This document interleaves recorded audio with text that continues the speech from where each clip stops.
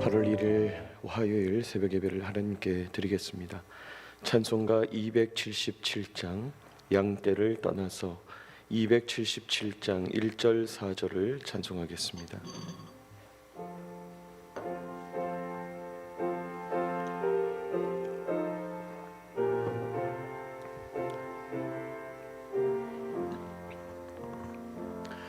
양떼를 떠나서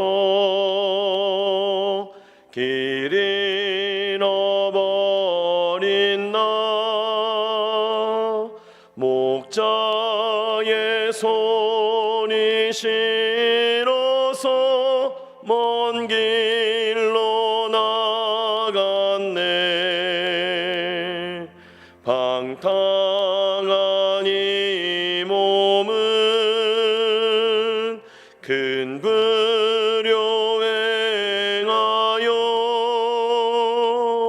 아버지 음성 싫어서 먼 길로 나갔네.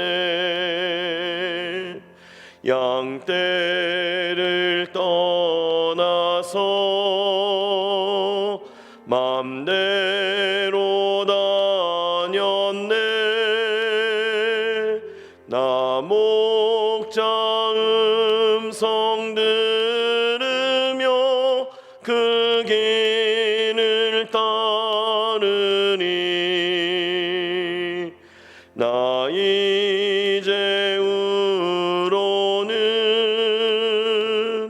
방황치 않으며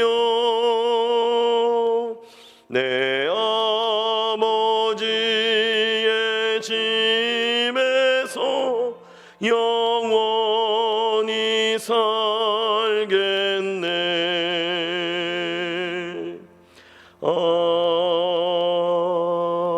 아멘. 아멘. 하나님 주실 말씀 예레미야 13장 말씀입니다. 예레미야 13장 1절로 14절까지 말씀을 교독하겠습니다. 예레미야 13장 1절로 14절까지 교독합니다. 13장 1절을 제가 읽습니다. 여호와께서 이와 같이 내게 이르시되 너는 가서 배띠를 사서 내 허리에 띠고 물에 적시지 말라 하시기로 여호와의 말씀이 다시 내게 임하여 이르시되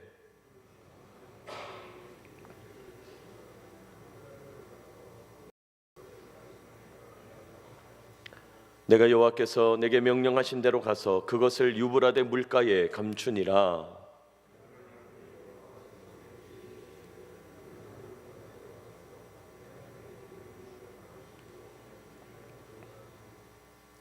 내가 유브라데로 가서 그 감추었던 곳을 파고 띠를 가져오니 띠가 썩어서 쓸 수 없게 되었더라.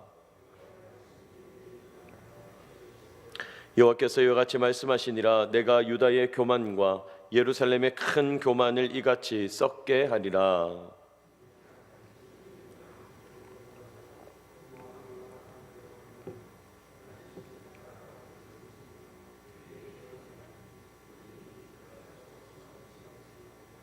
여호와의 말씀이니라. 띠가 사람의 허리에 속함같이 내가 이스라엘 온 집과 유다 온 집으로 내게 속하게 하여 그들로 내 백성이 되게 하며 내 이름과 명예와 영광이 되게 하려 하였으나 그들이 듣지 아니하였느니라.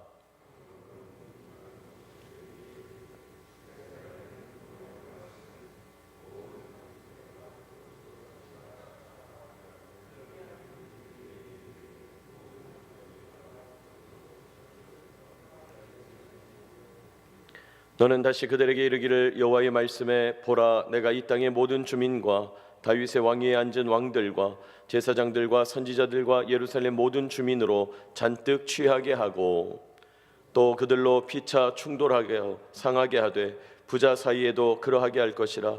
내가 그들을 불쌍히 여기지 아니하며 사랑하지 아니하며 아끼지 아니하고 멸하리라 하셨다 하라.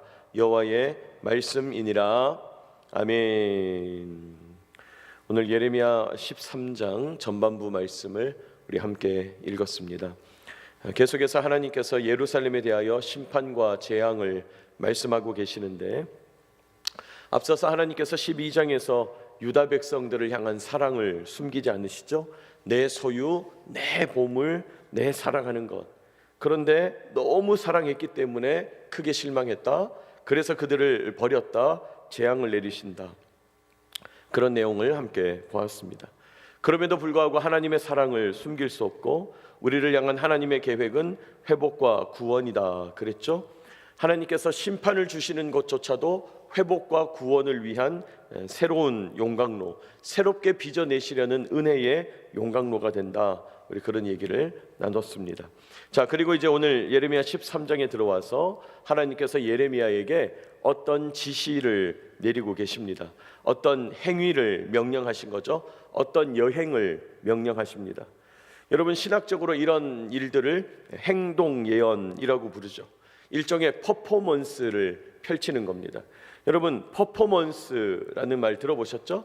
길거리에서 어떤 행위 예술가가 어떤 일들을 사람들 앞에서 막 펼쳐내는 거죠. 왜 그런가 합니까? 자기가 전달하고자 하는 메시지를 사람들의 뇌리에 깊게 박히게 하려는 목적이 있는 거죠. 그래서 어떤 충격적인 행동을 하고 어떤 원색적이고 강한 표현으로 드러내는 겁니다. 그런 퍼포먼스를 통해서 하나님의 뜻을 나타내는 거죠. 행동 예언이라고 부릅니다. 오늘 본문에서 하나님께서 예레미야에게 어떤 행동 예언을 명령하시는데 우리가 그 의미를 함께 묵상하고 하나님 주시는 마음을 깨닫기 원합니다. 첫째로 하나님은요, 예레미야의 행동 예언을 통해서 예루살렘의 교만을 경고하고 계십니다. 예루살렘 너 교만하다, 그걸 경고하시려고 행동 예언으로 말씀하고 계시다는 거예요. 여러분, 오늘 본문 2절 이하에 보면 하나님께서 예레미야에게 어떤 행동 예언을 명령하는데요. 2절, 내가 여호와의 말씀대로 띠를 사서 내 허리에 띠니라, 이렇게 말했어요. 어느 날 하나님께서 예레미야에게 너는 나가서 배의 띠를 사서 너의 허리에 동여라. 그랬더니 예레미야가 그대로 했다는 거예요. 여러분, 여기 배띠, 띠를 사서 띄었다, 이 말은 여러분, 과거의 고대 근동 지역, 이스라엘을 포함한 그 고대 근동 지역의 옷이라고 하는 것이 지금 우리처럼 뭐 속옷 따로 있고 겉옷 따로 있고 아래쪽 위쪽 옷이 따로 있고 이런 개념이 아니고, 남자나 여자를 막론하고 그저 위에서부터 통짜로 짠 원피스 같은 개념이죠. 그렇게 원피스 같은 개념으로 긴 옷을 입고 치마 형태로 입고 남자든 여자든 허리에 띠를 띠는 것이 일반적인 거죠. 자, 그렇게 피부에 닿는 안쪽 옷을, 그렇게 통짜 옷을 입고 나서 겉옷은 긴 천을 둘둘 감는 거예요, 몸속에. 그래서 이제 여러분, 그 과거 고대 근동의 복장을 보면 뭐 로마 사람들도 그렇지만 이렇게 긴 천을 둘둘 감아서 한쪽 손으로 이렇게 천을 딱 잡고 있는 거죠. 자, 그런 복식에서 이 띠를 띈다고 하는 것은 전체적으로 그 기본적인 복식이 되는 것입니다. 자, 그렇게 한참 띠를 띠고 나서 4절 보니까 너는 사서 내 허리에 띈 띠를 가지고 일어나 유브라데로 가라. 유브라데 강, 유프라테스 강이라고 불리는 큰 강. 여러분, 이 강은 지금 이스라엘에 있는 강이 아니죠. 유다 땅에 있는 강이 아닙니다. 멀리 수천 킬로를 여행해야 되는 그런 강이에요. 멀리 가서 그 강에 띠를 감추어라. 5절, 여호와께서 명령하신 대로 그것을 유브라데 물가에 감췄어요. 6절, 여러 날 후에 하나님 다시 말씀하시기를 그 띠 가져와라. 7절, 예레미야가 유브라데로 가서 그 띠를 다시 가져왔는데 문제는 그 띠가 너무 썩어서 쓸 수 없게 됐다는 거예요. 여러분, 그렇죠. 유브라데 강가 바위 틈에 숨겨놨는데, 여러분, 강가라고 하는 것은 물이 찼다가 내려갔다가 물이 찼다가 내려갔다가 축축한 상태였겠죠. 그 틈에다가 천을 넣어놨으니까 축축한 상태에서, 또 그쪽 지역은 더우니까 고온이 계속되고, 그러니 당연히 썩게 되는 것이죠. 여러분, 하나님은 왜 이런 행동 예언을 하게 하시는 걸까요? 그 말씀은 9절에서 말씀합니다. 우리 9절 같이 한번 읽어볼까요? 시작. 여호와께서 이와 같이 이같이 썩게 하리라. 이 띠가 썩어지는 것은 유다의 교만과 예루살렘의 큰 교만을 경고하는 거다. 너희들 교만하여서 이렇게 썩게 될 것이다. 유다 나라도 예루살렘 거민들도 이 띠처럼 썩어 문드러질 거다, 썩어 없어질 거다, 띠로서 제 역할을 하지 못하고 버림을 받게 될 거다, 쓰레기가 될 거다, 버려지게 될 거다. 여러분 그랬겠죠. 이 썩어진 띠는 모르기는 해도 그 띠 군데군데 헤어졌겠죠. 거뭇거뭇 변색도 됐을 거고 악취가 났을지도 모르겠어요. 그리고 이 띠에 조금만 힘을 주어도 원래 배띠는 촘촘하게 이렇게 조직이 되어 있어서 잡아당겨도 찢어지지 않았을 텐데 지금 이 썩어진 띠는 조금만 힘을 주어도 푹푹 찢어졌을 거예요. 쓸모없게 된 거죠. 예루살렘 사람들, 유다 백성들, 너희도 이런 띠처럼 썩어 없어질 거다. 자, 그러면 이 띠를 이렇게 썩게 만들었던 것은 뭡니까? 유브라데 강가의 습기, 강물, 유브라데 강가의 뜨거운 온도, 뭘 의미합니까? 유다 백성들의 교만을 의미하는 거죠. 하나님이 그렇게 해석하는 거예요. 너희들 교만 때문에 이렇게 파괴하게 될 거다. 너희들 교만 때문에 쓸모없게 될 거다. 썩어 문드러질 거다. 교만 때문에 무너지게 될 거다. 주님 말씀한다는 거예요. 여러분 그렇습니다. 교만은요, 하나님 앞에서 우리의 존재를 의미 없이 만들어요. 하나님 앞에서 우리의 존재를 의미 없이 만들면서 하나님과 나와의 관계를 파괴합니다. 그게 교만이에요. 잠언 기자는 그래서 이렇게 말하죠. 교만은 패망의 선봉이요 거만한 마음은 넘어짐의 앞잡이니라. 교만은 패망의 선봉이요 거만한 마음은 넘어짐의 앞잡이니라. 이런 교만이 유다 나라를 무너뜨리는 거예요. 패망의 선봉, 예루살렘 거민들을 썩어 없어지게 만드는 거예요. 교만의 결과예요. 그런데 흔히 교만 그러면 우리에게 어떤 이미지가 떠오릅니까? 저 사람 교만해 라고 말할 때, 근데 자꾸 우리는 이제 세상에서 사용하는 그 교만이라는 단어하고 자꾸 섞어서 쓰는 거예요. 여러분 우쭐대는 거, 자랑하는 거, 남들 앞에서 내 존재를 과시하는 거, 그게 교만인가요? 우리에게 교만의 이미지는 그런 식으로 자기 자랑 늘어놓는 거, 그게 교만이라고 생각하지만은 여러분 성경에서 말하는 교만은 그런 게 아니에요. 성경에서 말하는 교만은 철저하게 하나님과 나와의 관계 속에서 이해해야 되는 개념입니다. 교만이라는 개념은 그럼 성경에서 뭐냐? 하나님 앞에서 나를 높이는 거예요. 하나님 앞에서 나를 높이는 거예요. 하나님과의 관계 속에서 내 생각을 고집하는 거, 하나님 앞에서 나의 부족함을 인정하지 않는 거, 그게 교만이에요. 그러므로 이런 교만의 의미를 생각할 때 중요한 것은 하나님 앞에서라는 개념이에요. 여러분 하나님 앞에서 생각해야 돼요. 판단해야 돼요. 교만이 하나님 앞에서 나를 드러내는 것이다, 나를 높이는 것, 하나님 앞에서 내 생각과 계획과 마음을 고집하는 것, 그게 교만이죠. 자, 그러면 반대 개념인 겸손도 자연스럽게 나타나죠. 겸손이 뭡니까? 하나님 앞에서 나를 낮추는 거예요. 하나님 앞에서 나를 낮추는 것이 겸손이다. 자, 그런 의미에서 남들이 볼 때는 저 사람 교만해 보여도 정작 하나님 앞에서 자기를 낮추고 있다면요, 그건 교만이 아닌 거죠. 아니, 내가 돈이 많은 걸 어떻게 해요? 많은 건 많다고 얘기하는 거예요. 내가 지금 높은 건 높다고 얘기하는 거예요. 여러분 자기 이야기 한다고 해서 무조건 교만한 게 아니라 하나님 앞에서 자기를 높이고 있다면 그게 교만이다. 그렇다면 하나님 앞에서 나를 낮춘다면 교만해 보여도 교만이 아닌 거고, 하나님 앞에서 나를 높이고 있다면, 하나님 앞에서 내 생각을 고집하고 있다면, 남들이 볼 때는 겸손해 보여도 그게 교만인 것입니다. 단순히 자랑을 많이 한다, 우쭐댄다, 자기 존재를 과시한다, 그렇다고 해서 다 교만이 아니고, 단순히 말이 없다, 겸손한 척한다, 남을 앞세우는 척한다, 그래도 하나님 앞에서 자기 뜻을 꺾지 않으면 교만인 거예요. 사랑하는 여러분, 하나님 앞에서 교만함을 내려놓는 저와 여러분 되시기를 축복합니다. 하나님 앞에서 내 생각을 고집하고 내 뜻을 고집하고 내 계획을 고집한다면 교만이에요. 여러분, 그런 교만이 오늘 유다 백성들을 썩어지게 만들고, 그런 교만이 오늘 유다 백성들을 무너지게 만들고 있어요. 그런 교만이 내 삶을 무너뜨리고 쓸모없게 만들어 버린다. 오늘 성경은 우리에게 경고합니다. 그런 교만과 거리를 두고 하나님 앞에서 항상 나를 낮추어서 하나님과 바른 관계를 맺는 저와 여러분 되시기를 축복합니다. 교만함을 내려놓아야 합니다. 하나님 앞에서 나 자신을 높이는 일을 내려놓아야 돼요.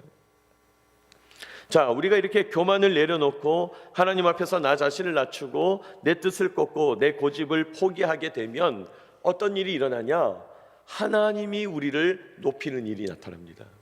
놀랍죠? 하나님 앞에서 그저 나는 바짝 엎드렸을 뿐인데 그러나 나를 하나님께서 높이는 거예요. 우리의 능력은 거기서 시작되는 거예요. 하나님 아시죠? 제가 얼마나 연약한지. 하나님 아시죠? 내가 얼마나 부족한지. 그렇게 하나님께 내려갔는데 오히려 하나님은 우리를 높여서 사용한다는 거예요.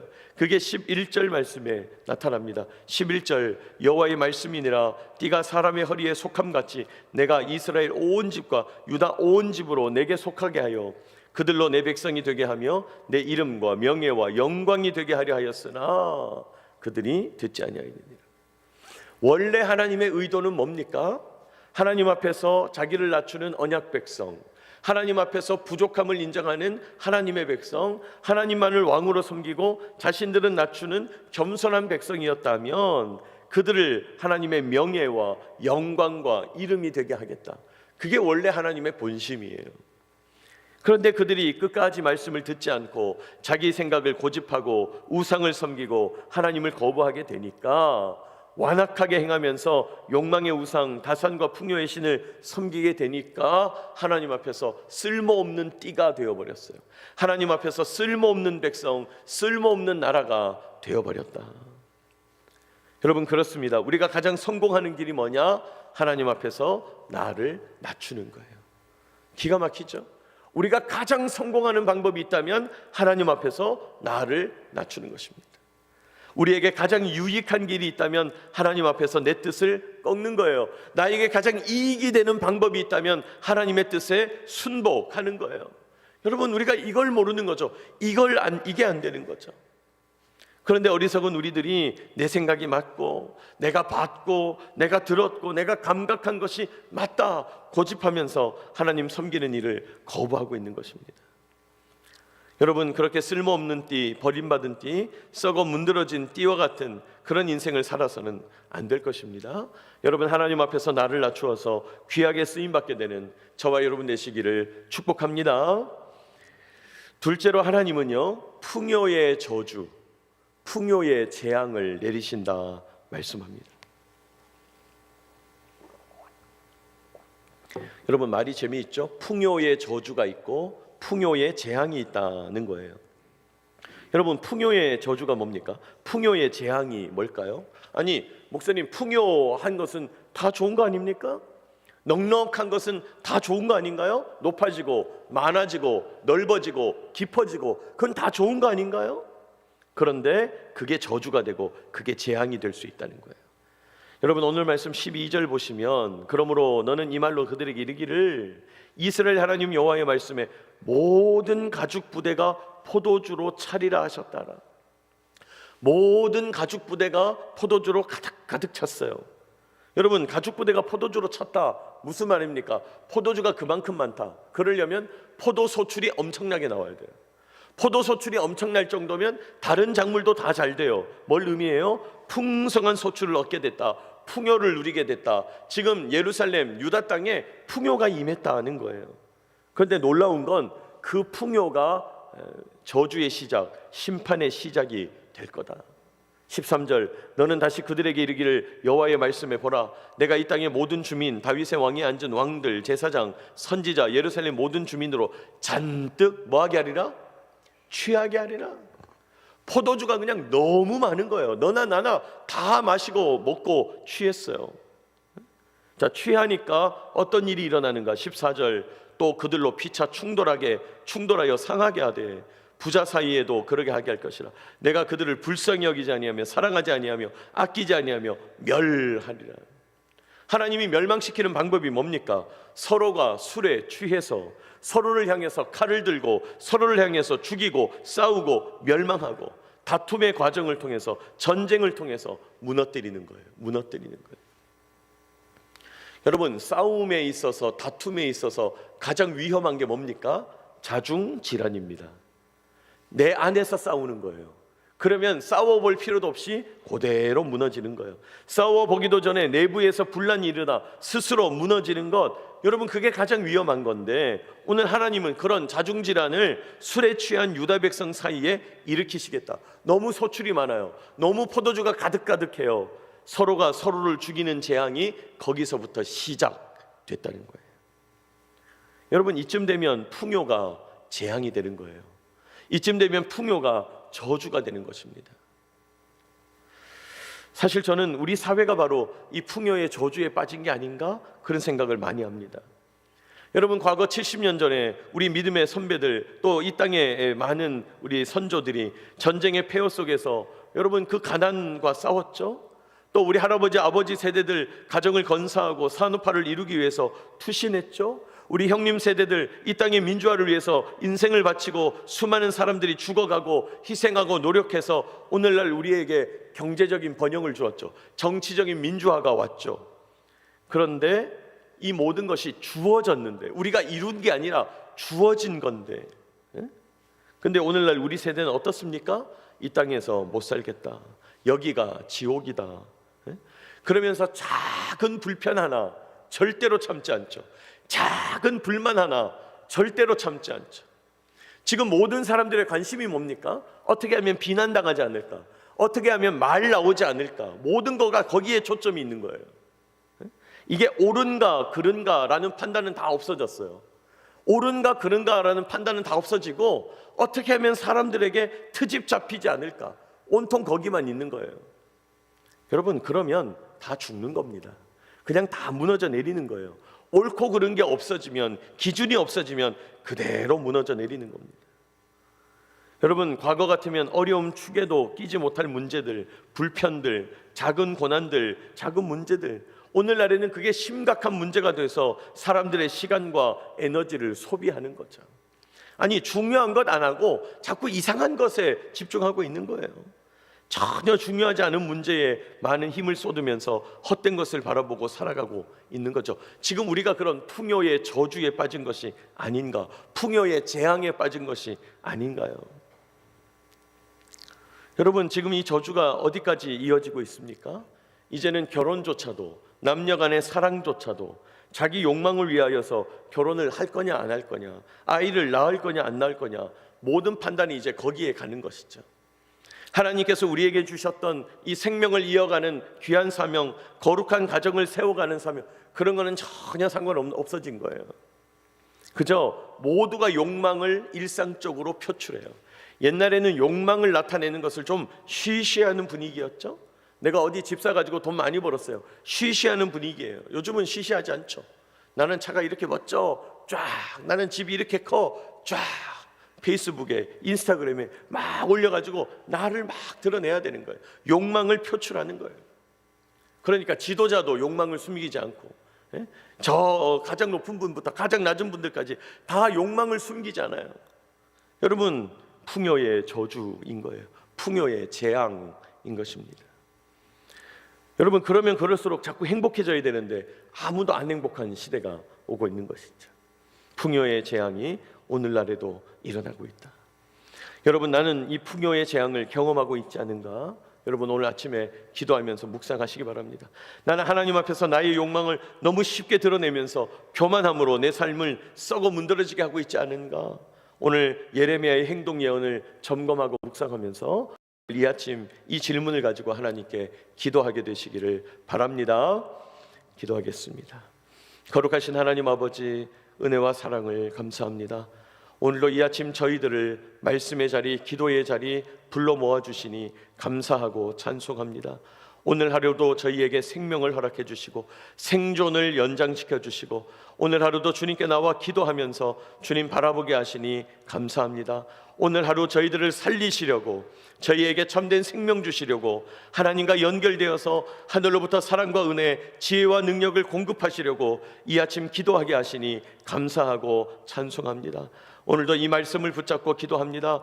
하나님, 교만으로 무너지고 교만으로 썩어지고 교만으로 버림받는 어리석은 인생 되지 않게 하여 주시고, 하나님 앞에서 끝없이 나를 낮추고 또 낮추어서 우리 주님의 높게 만드시는 놀라운 능력을 체험하는 주의 성도들 다 되게 하여 주시옵소서.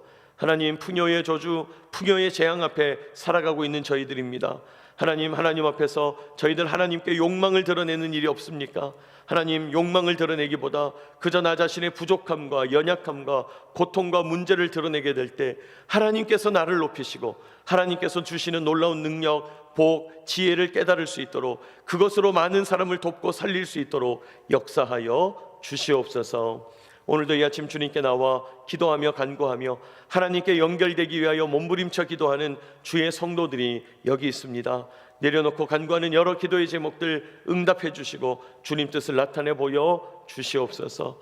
하나님, 오늘도 이 기지 안에 있는 수많은 부대들 기억하여 주시고 수많은 부대의 부대장들과 여러 지휘관 참모들을 기억하시며 하나님 앞에 영광을 돌리는 복된 부대 되도록 인도하여 주옵소서. 이 기지 안에 있는 수많은 불신장병들, 관사의 식구들 기억하여 주시고 건강과 안전을 주시며 교회를 통하여 하늘의 생명 양식이 늘상 공급되도록 하나님의 사랑과 능력이 공급되도록 인도하여 주옵소서. 오늘도 비행안전과 지상안전 주시기를 간절히 소망합니다. 하나님이 기지에서 이륙하고 착륙하는 모든 항공기를 지켜보호하여 주시며 안전을 허락하여 주시고 사람과 사람의 관계의 안전, 사람 마음속에 죽음의 그림자 드리워지지 않도록 주님 마음의 안전도 허락하여 주옵소서. 오늘도 내려놓는 기도의 제목들 주님 들으시고 품어